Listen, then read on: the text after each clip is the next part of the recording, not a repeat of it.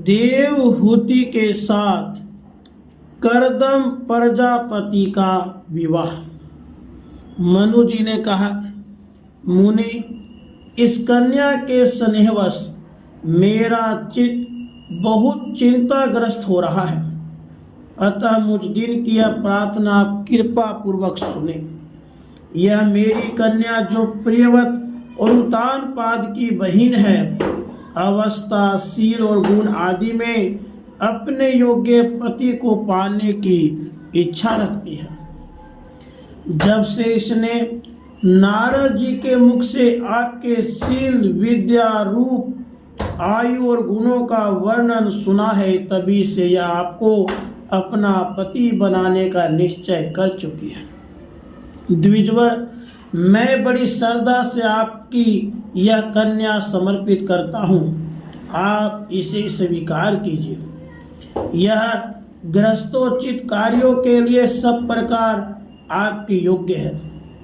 जो भोग स्वतः प्राप्त हो जाए उसकी अवहेलना करना विरक्त पुरुष को भी उचित नहीं है, फिर विषयासक्त की तो बात ही क्या है।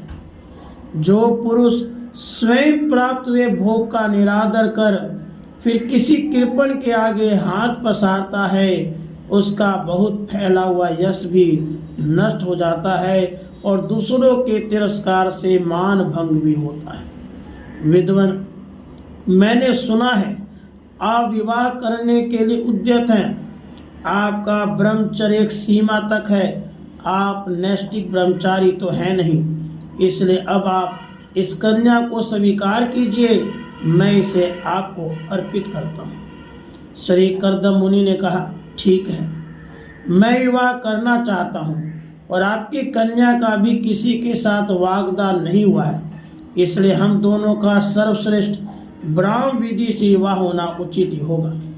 राजन, वेदोक्त विवाह विधि में प्रसिद्ध जो ग्रीवनामी इत्यादि मंत्रों में बताया हुआ काम है, वह आपकी इस कन्या के साथ हमारा संबंध होने से सफल होगा। भला जो अपनी अंग कांति से आभूषण आदि की शोभा को भी तिरस्कृत कर रही है, आपकी इस कन्या को कौन आदर न करेगा। एक बार यह अपने महल की छत पर गेंद खेल रही थी। गेंद के पीछे इधर उधर दौड़ने के कारण इसके नेत्र चंचल हो रहे थे तथा पैरों के पायजे मधुर झनकार करते जाते थे।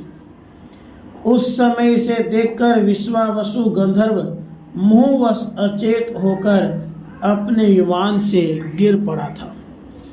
वही इस समय यहाँ स्वयं आकर प्रार्थना कर रही है। ऐसी अवस्था में कौन समझदार पुरुष इसे स्वीकार नहीं करेगा। यह तो साक्षात आप महाराज श्री श्याम्भु मनु की दुलारी कन्या और उतानपाद की प्यारी बहन है तथा यह रमणियों में रत्न के समान है। जिन लोगों ने कभी श्री लक्ष्मी जी के चरणों की उपासना नहीं की है, उन्हें तो इसका दर्शन भी नहीं हो सकता। अतः मैं आपकी साध्वी कन्या को अवश्य स्वीकार करूंगा, किंतु एक शर्त के साथ। जब तक इसके संतान न हो जाएगी तब तक मैं गृहस्थ धर्मानुसार इसके साथ रहूंगा।